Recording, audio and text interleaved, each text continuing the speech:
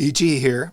Information for this video comes from Clay Moyle's book, Sam Langford, Boxing's Greatest Uncrowned Champion.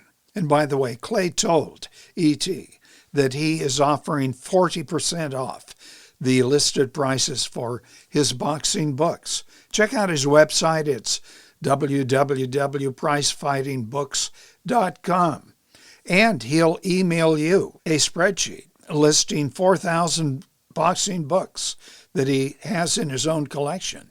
You just email Clay at cmoyle@aol.com. I'll pin this below.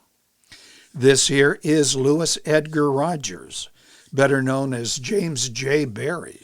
He was a heavyweight, not to be confused with the undefeated bantamweight champion, Jimmy Berry, about whom I'll do a video later. James Berry, or Jim, was often promoted when he took on fighters from the Chittland circuit as White James Berry.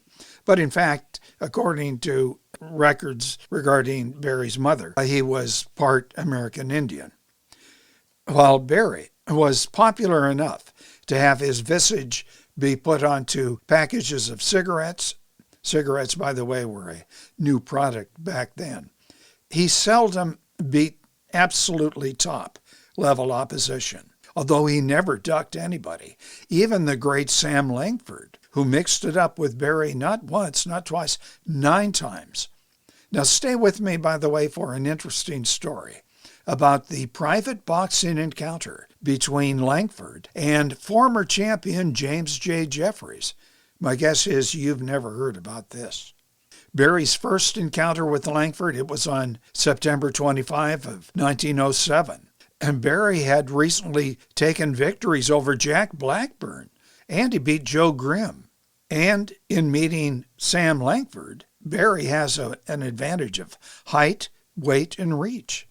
And for, at least one round, it appeared Berry might perform the impossible.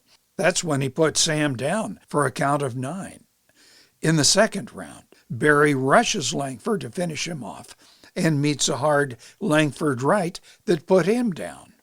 After dropping a now exhausted Berry in the third, Langford dominates the following 3, and the Evening World paper reported this, and I'm quoting, "No egg has ever received a worse beating than Jim Berry."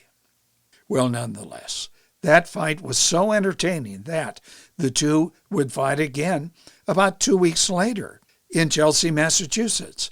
Sam, who was a quick learner of his opponent's styles, again outpointed Berry, although Berry claimed that he should have won and would have had he not dislocated his wrist. Langford and Berry meet again 2 months after that, this time Los Angeles, California. It's December 17, and Berry again exhausted early and loses the decision. In January of 2008, Berry didn't have time to get tired because he was knocked out in round 2. In June of 2008, Berry is again knocked out, this time in the 3rd round by Sam's uppercut. In 1909, Langford, unable to secure big fights, again takes on Jim Berry, this time Philadelphia. It's March 17 of 2009. Although no formal decision was made, Sam did get the better of all 6 rounds, according to the New York Times. A month later, they meet again, Albany, New York. But because so few fans wanted to pay money to see the fight, both Sam and Berry refused to fight until more money is raised. And it was. But Sam appeared unmotivated and somewhat angry. He's more content to taunt Berry. He even removed his hands and allowed Berry to punch his midsection. And again, the decision went to Sam Langford. Their next encounter, April 14, 1910, Los Angeles. Now Berry, although there's no formal weigh-in, appears to have a 30-pound weight advantage over Sam, although much of that weight is fat. Now Sam, aware of Jim Berry's power and having studied Berry's style, made sure that he was well-conditioned, because nobody, as Sam put it, and I'm quoting Sam Langford, has a greater fighting heart than Jim Berry.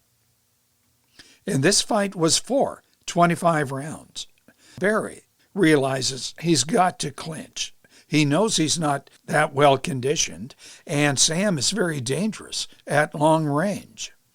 Sam scored 2 knockdowns in the 8th, but Barry was saved by the bell. By round 16, Barry is a mess, bleeding from mouth and nose, left eye swollen shut. And it's in that round that Barry put Langford down with a right hook, and Sam realizes he's in trouble. He can't stand up on one leg. The ankle seems to be broken, but Sam is able to get up on that one good leg, but it's obvious that he's wobbling. Barry sees it, and he comes at him with a wild right hook, and that allows Sam time to lean back on his working leg and come forward, delivering his own right as Barry is moving toward it. Barry was put down, unconscious for a long time. Well, it turned out that Sam's ankle, it's just twisted. It recovered rather quickly.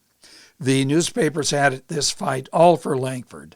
The San Francisco Chronicle said, and I'm quoting, Langford had absolutely no trouble in defeating Barry, knocking him out in the early moment of the 16th round, after having administered severe punishment in every preceding round.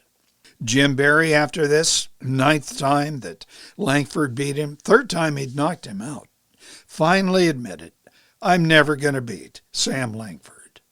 But he did try again. Well, sort of. It's Brisbane, Australia. Both men are touring separately, and somebody came up with the idea of putting them together.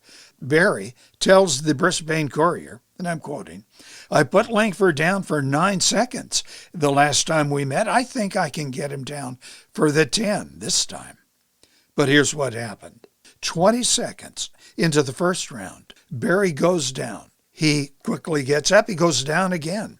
He's on one knee, and he's not going to move until counted out. Then, apparently wide awake, he jumps up and sprints through an angry crowd. The headline in a local paper the next day was this: a heavyweight fiasco. Jim Barry quits in less than a round. And now for that odd story. Let's go back to 1910.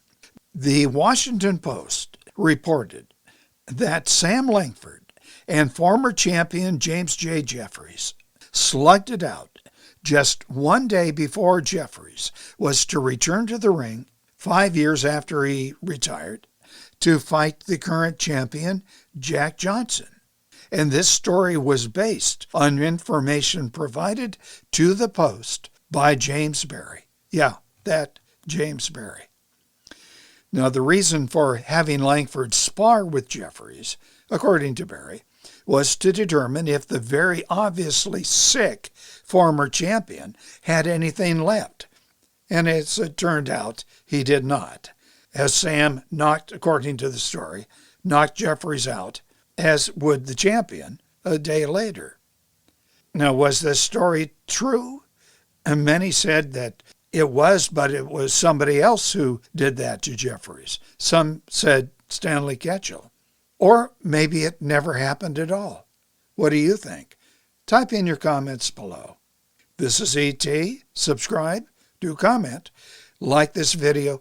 You know the drill. Thank you.